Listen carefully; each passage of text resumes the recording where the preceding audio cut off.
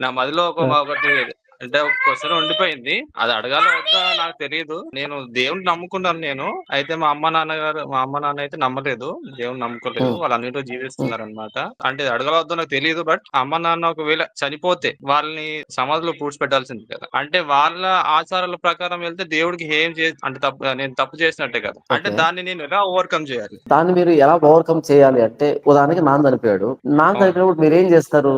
అంటే వాళ్ళ ఆచారాలంటే ఏముంటాయి అక్కడ నాకు తెలియకడుగుతాను? అంటే ఇది ముందున ఒక కుండ పట్టుకొని ఎళ్ళడం. పాడె ముందు ఎళ్ళేసి వాళ్ళకి మళ్ళీ పాడె పైన ఓకే. పడుకోబెట్టిన తర్వాత కొన్నుంటాయి. దానికి చెప్పండి. మీ తోబుట్టువులుంటారు గదా! తోబుట్టువులు గాని, అక్క చెల్లెలు గాని, బంధువులు గాని ఓకే. ఉంటారు గదా! వాళ్ళకి చెప్పండి. ఇప్పుడు చిన్నాన్న, పెదనాన్న పిల్లలుంటారు. వాళ్ళకి చెప్పండి. నేను అవును. యేసుక్రీస్తుని నమ్ముకున్నాను. ఓకే. నేను కార్యక్రమానికి అయ్యేటువంటి ఖర్చంతా నేనే పెట్టుకుంటాను. అయితే ఓకే. ఎక్కడైతే ఇలాంటి కార్యక్రమాలున్నాయో, నా క్రైస్తవ విశ్వాసానికి భిన్నంగా ఎక్కడైతే ఉన్నాయో, వాటిని దయచేసి హ్మ్. మీరు తీసుకోండి అని అడగండి. ఇబ్బందేముంటది. ఇప్పుడు ఉదాహరణకి మా నాన్నకి నేను కొడుకుని. మా నాన్న మరణించాడు యేసు తెలియకుండా. అనుకున్నా కాసేపు. ఇప్పుడు మా చిన్నాన్న, హ్మ్. పెదనాన్న పిల్లలుంటారు. వాళ్ళు కూడా కొడుకులే గదా! వాళ్ళు చేయొచ్చు గదా! వాళ్ళ దగ్గర చేయించొచ్చు.